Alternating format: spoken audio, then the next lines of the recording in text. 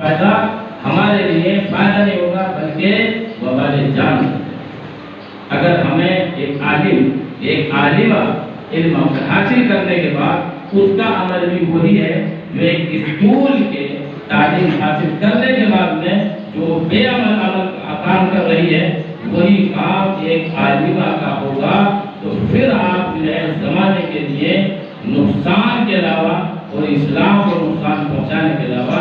اور کچھ نہیں کر سکتی تھی۔ بہتر یہ تھا کہ آپ عالمہ نہ ہوتی اور آپ کی وجہ سے اسلام بدنام نہ ہوتا اور یہ دور تک برائی نہ پہنچتی۔ تو اس کو حاصل کرنے کے بعد، پڑھنے کے بعد میں یہ ضروری ہے کہ اپنے حوصلے کو بلند رکھیے۔ ابھی ہمارے قاری صاحب نے آپ کے لیے اتنا اچھا راستہ بتا دیا۔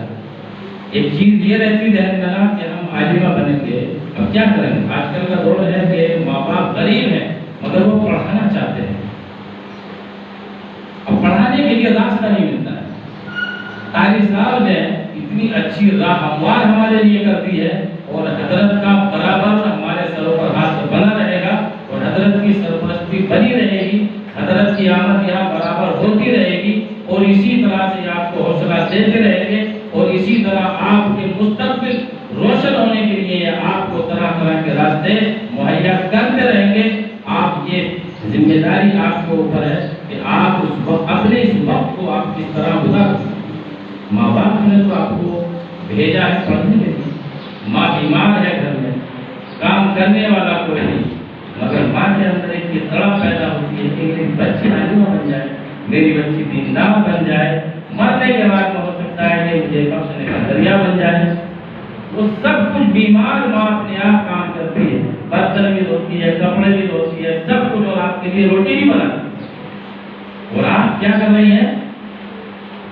آئے بستہ ٹانگا، یہاں حاضری ہوئی، پڑھا کلاس میں اور پھر ویسے ہی اٹھ کے چلے۔ پڑھنے کے لیے ضروری ہے کہ آپ یہاں محنت کریے، گھر پر جا کر بھی محنت کریے،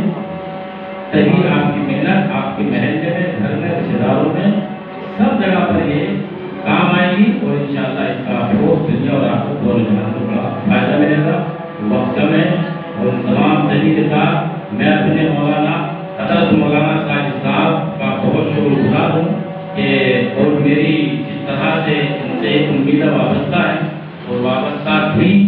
کیونکہ اس دور میں، اس وقت میں، اتنے عرصے میں میرے سامنے بہت لوگ آئے اور آج بھی آتے ہیں، لکھنؤ سے بھی آئے کہ مولانا مدرسہ ہمیں ذمہ داری دے دیجیے اور مدرسے کے لیے کچھ خدمت ہم سے لے لیجیے۔ یہاں تک کہ نظمے کے بھی علماء کا، اساتذہ کا میرے پاس پیغام ہے، لیکن میری ایک ناقص سوچ اور میرا ایک ناقص انداز الگ ہے۔ بہت ساری جس وقت اس مدرسے کی بنیاد رکھی، قاری صاحب اس وقت کو بنیاد ایک جماعت آئی ہوئی تھی، جلدی سے ظہر کی نماز پڑھی اور اسی جماعت کو بلا میں لے جائے، میں نے بنیاد رکھا یہ ساتھ